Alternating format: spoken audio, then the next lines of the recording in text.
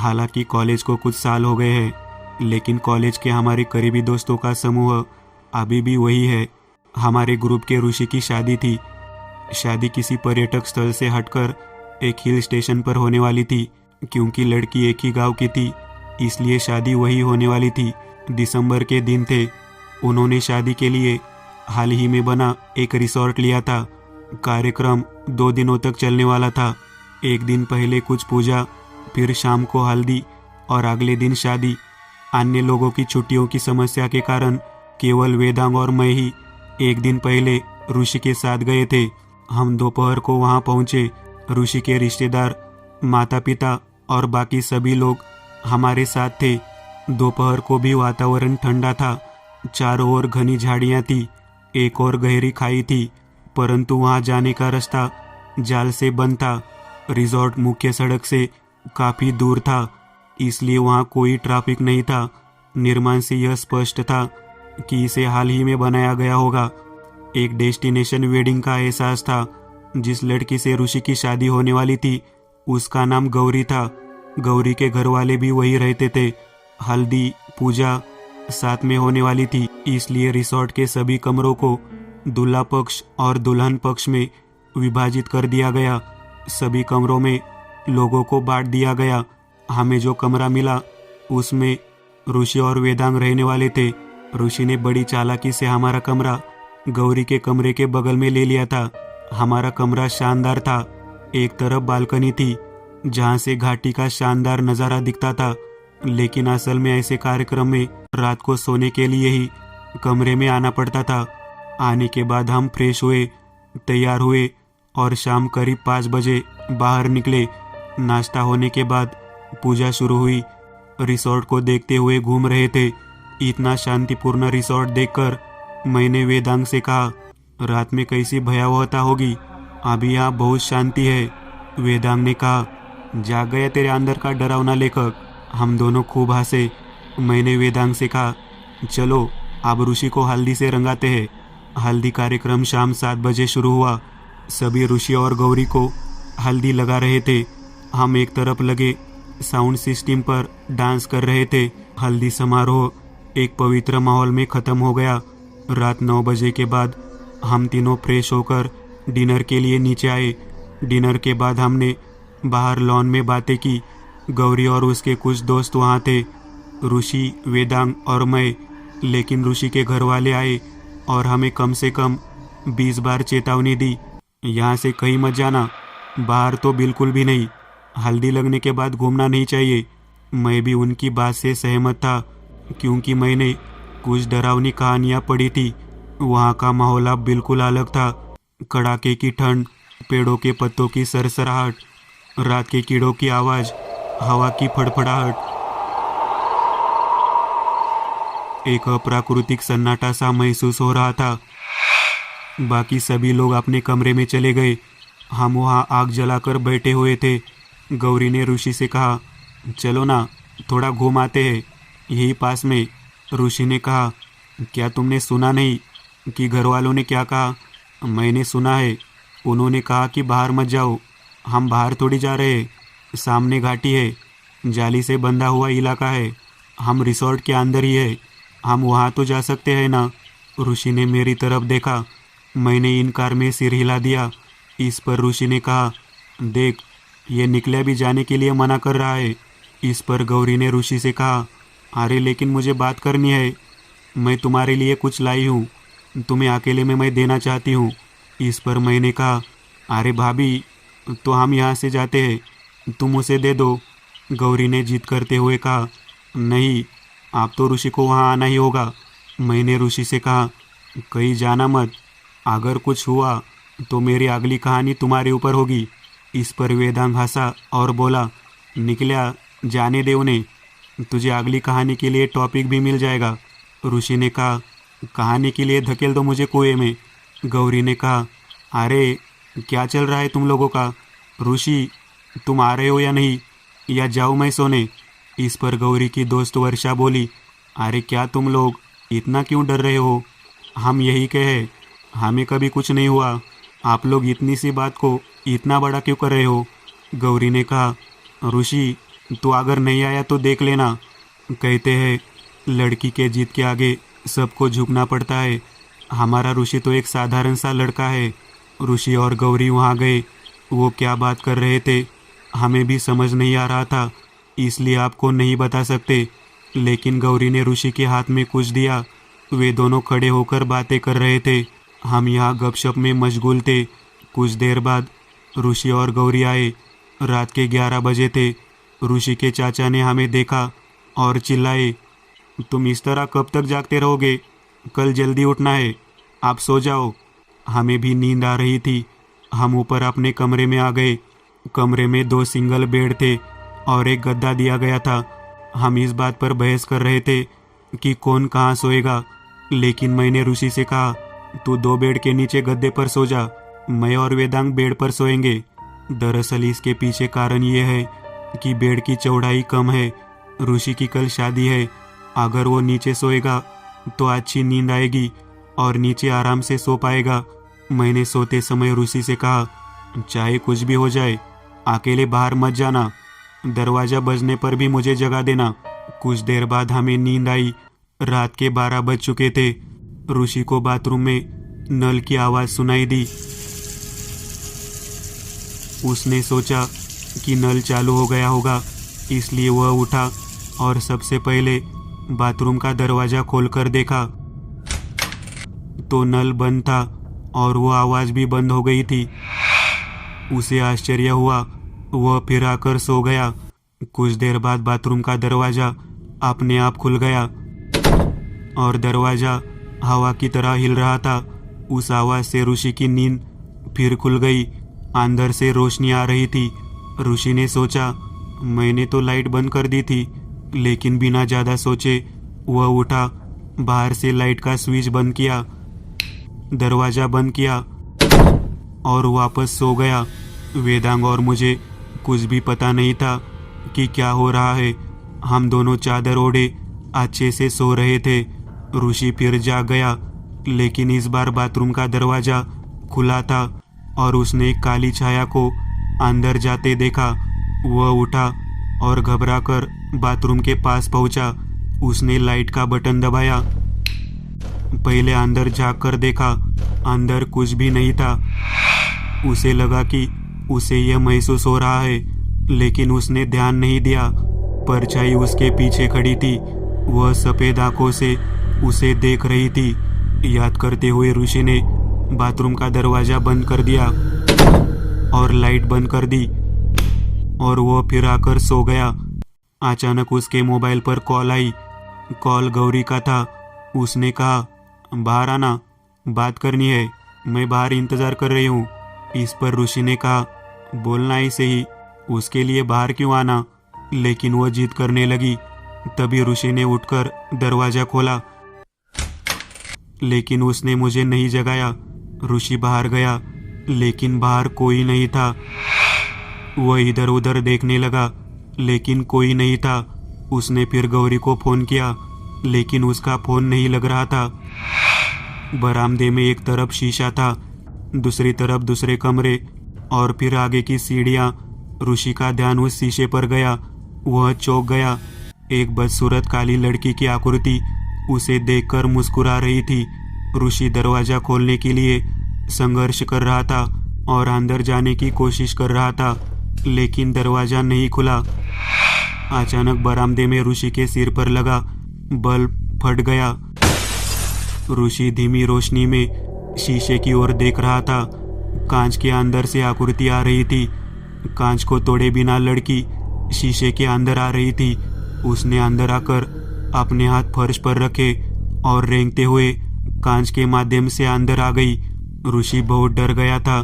उसे समझ नहीं आ रहा था कि जो वो देख रहा है वह सपना है या हकीकत। उसने दरवाज़ा खटखटाना शुरू कर दिया। उस आवाज़ से मेरी नींद खुल गई। मैंने देखा कि ऋषि उसकी जगह पर नहीं है और बाहर से कुछ आवाज़ आ रही थी। कोई दरवाज़ा खटखटा रहा था। मैं चिंतित हो गया। मैंने वेदांग को आवाज़ लगाई और दरवाज़ा खोलने गया, लेकिन दरवाज़ा नहीं खुल रहा था। वह लॉक हो गया था। मुझे बाहर से ऋषि की कुछ दबी हुई आवाज़ सुनाई दे रही थी। मैंने वेदांग से कहा, ऋषि को फ़ोन लगा। वेदांग ऋषि को फ़ोन लगा रहा था, लेकिन ऋषि का फ़ोन लग नहीं रहा था। मुझे खतरे का एहसास हो रहा था, कुछ अलग सा महसूस हो रहा था। इस कमरे से बाहर निकलने की ज़रूरत थी। मैंने पीछे मुड़कर देखा। मुझे एक विचार आया। मैं बालकनी में गया।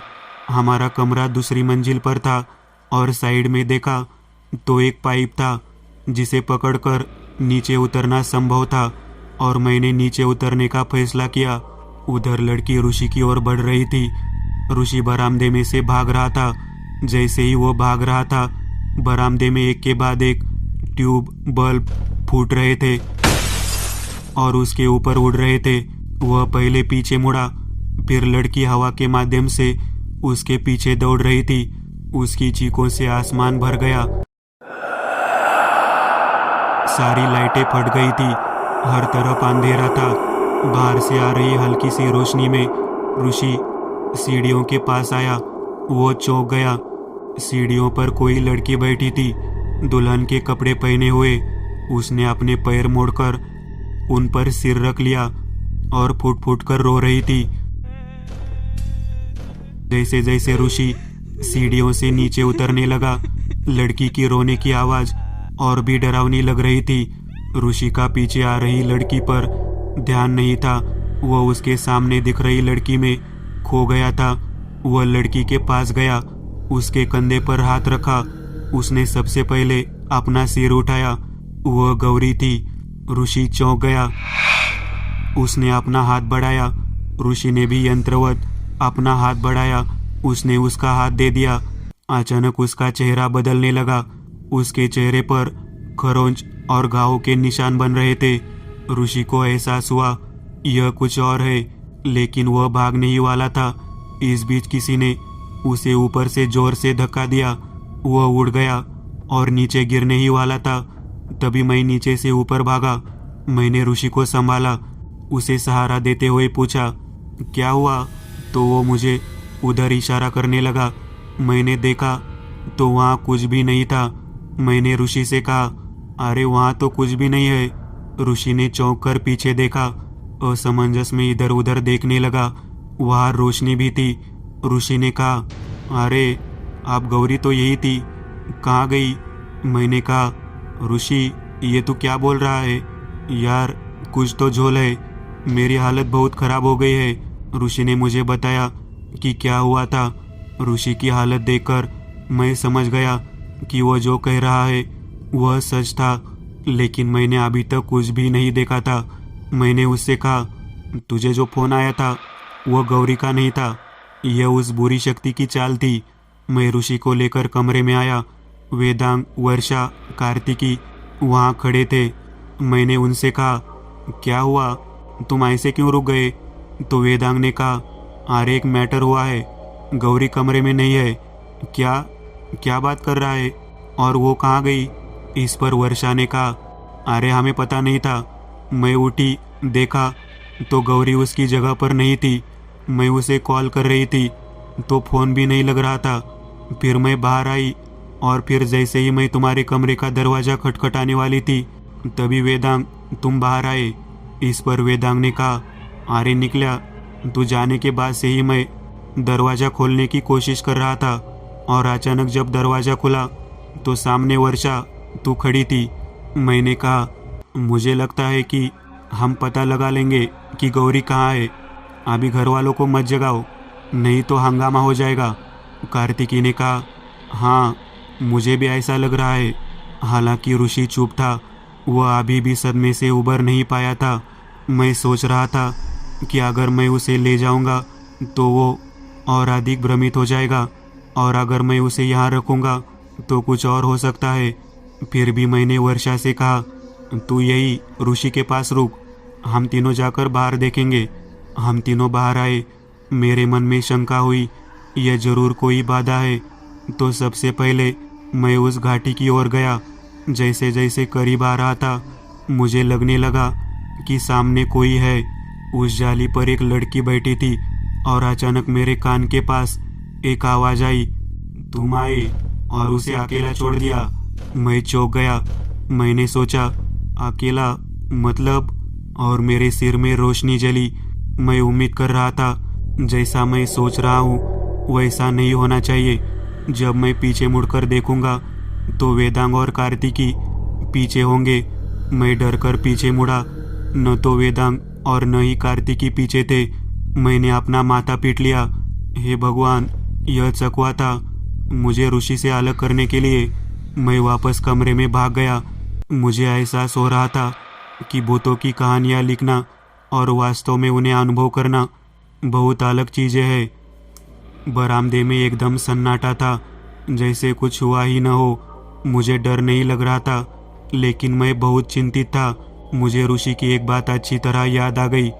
काल भैरव अष्टक की छोटी सी किताब जो हमेशा मेरे बैग में रहती थी। मुझे किसी भी हालत में कमरे के अंदर जाना था। मैं कमरे के पास आया, दरवाज़ा खोलने की कोशिश करने लगा और पूरे आत्मविश्वास के साथ दरवाज़ा का हैंडल घुमाया। आवाज़ के साथ दरवाज़ा खुला। अंदर अंधेरा था। मैंने लाइट का बटन दबाया तो वेदांग अंदर पड़ा हुआ था। मैं उसके पास गया।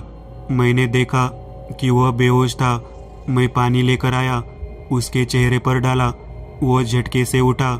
मैंने बैग में से किताब निकाली और अपने पास रख ली। मैंने वेदांग से कहा, आप जल्दी से बताओ क्या हुआ, तुम इस तरह क्यों गिर गए। इस पर वेदांग ने कहा, अरे यार, यहाँ कोई है। जब तुम गए तो मैं दरवाज़ा खोलने की कोशिश कर रहा था, लेकिन मुझे लगा कि कोई नीचे से बिस्तर पर मार रहा है। बिस्तर ऐसे उड़ रहा था, मुझे कुछ समझ नहीं आ रहा था। मैंने नीचे देखा तो वहाँ कुछ भी नहीं था। तभी बाथरूम में धीमी आवाज़ में बात करने की आवाज़ आ रही थी। मैंने घबराकर बाथरूम का दरवाज़ा खोला और जैसे ही लाइट जलाई तो एक लड़की की काली आकृति चिल्लाती हुई मेरे पास आई। वह नज़ारा भयानक था। खुले बाल, चेहरे पर चोट के निशान, अजीब से कपड़े, घिनौनी मुस्कान। बस उसे देखकर ही मेरा मन खराब हो गया और मुझे कुछ और याद नहीं है। इस पर मैंने कहा, मैं जानता हूँ ऋषि ने उस लड़की का कुछ ऐसा ही वर्णन किया था, लेकिन तू एक काम कर, तूने कुछ देर पहले वर्षा का नंबर लिया था ना, उसे कॉल कर और यहाँ बुला। रात के 3 बज रहे थे। मुझे लगा कि अब वो आत्मा कुछ बड़ा करेगी, क्योंकि 3 बजे आत्मा की ताकत सबसे ज़्यादा होती है। वर्षा, कार्तिकी भी आई। गौरी सो रही थी। मैंने उन्हें बताया कि क्या हुआ था और कहा, अब हमें ऋषि को ढूंढना है।